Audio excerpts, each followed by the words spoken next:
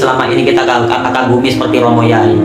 Bahkan Romo Yai sendiri itu sudah kita masyhur lah ya, beliau itu alim. Bahkan ketika beliau sakit, dalam satu riwayat juga yang saya pernah dengar, ketika beliau sakit aja sempat loh nulis kitab, baca kitab di dalam kamarnya itu loh, sempat beliau membaca, ngaji, menelaah kembali, kemudian beliau tuangkan di dalam kitab sehingga menjadi kitab Muntakhobat yang kita baca, yang kita terima.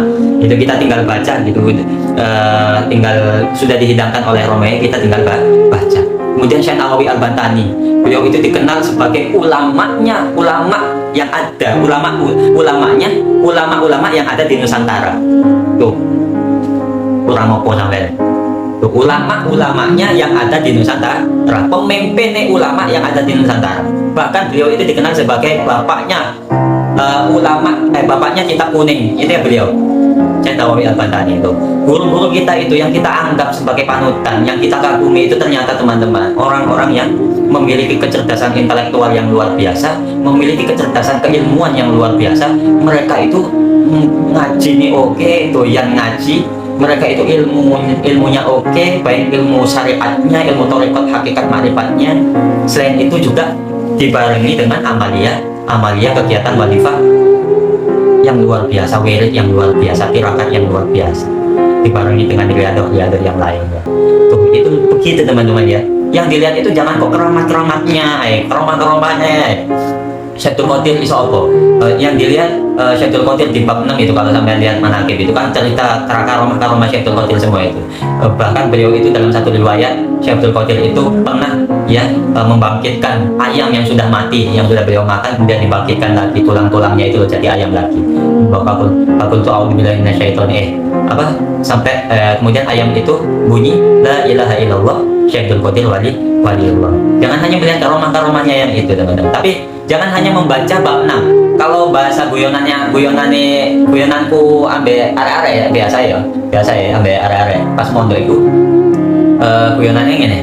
Ojo moco bab 6 tok, ojo sing didelok ojo karomah-karomah sing ono nang bab 6. Yo sekali-kali awakmu iku mendalami, waca niku analisa telahan sing ono nang bab 4 utawa bab 3. Iku isi-isine perjalanan Kanjeng Syaikhul Qadir menuntut ilmu dari satu guru ke guru yang lain. Beliau berapa banyak beliau mendalami fan keilmuan itu dalam ilmu agama. Berapa banyak? Dijelaskan berapa? 13 ya, salah satu asal 13 di bab 4 ya. Bahkan beliau juga menjadi mufti loh, madhab Hambali ya, Hambali dan Maliki.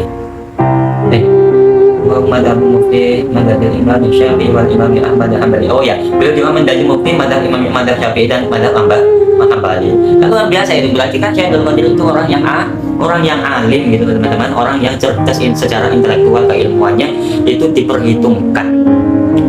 Gitu ya teman-teman ya.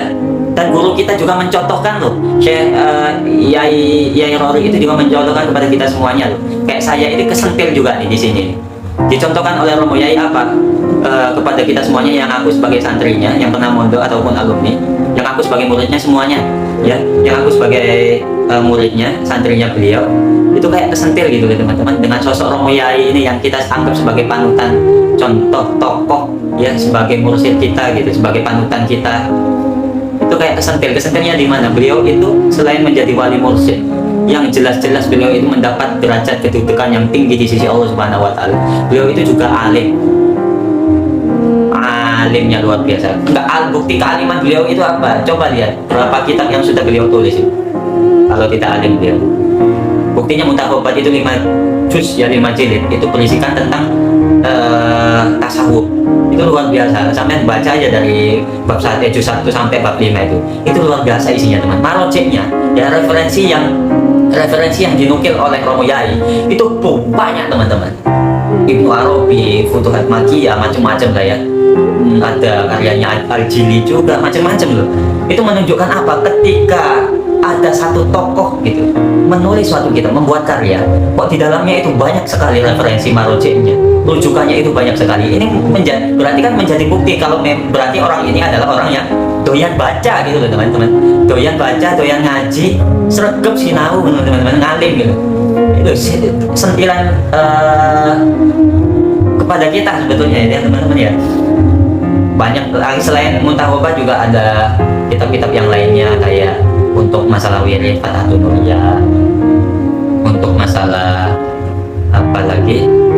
fikih, ya pernah, yaitu nulis fikih dalam bahasa Madura itu tentang problem kekinian, problem ke pada waktu itu untuk menjawab problem pada waktu itu. Nah, beliau juga pernah nulis kitab tentang adabul muasyarah, bahasa ikhwan kalau nggak salah ya, tentang adab bertoriko. Itu kalau nggak salah karyanya beliau atau Romi Usman itu, saya lupa teman-temannya, teman bisa cek itu di pondok. Oke, baik, kita lanjutkan.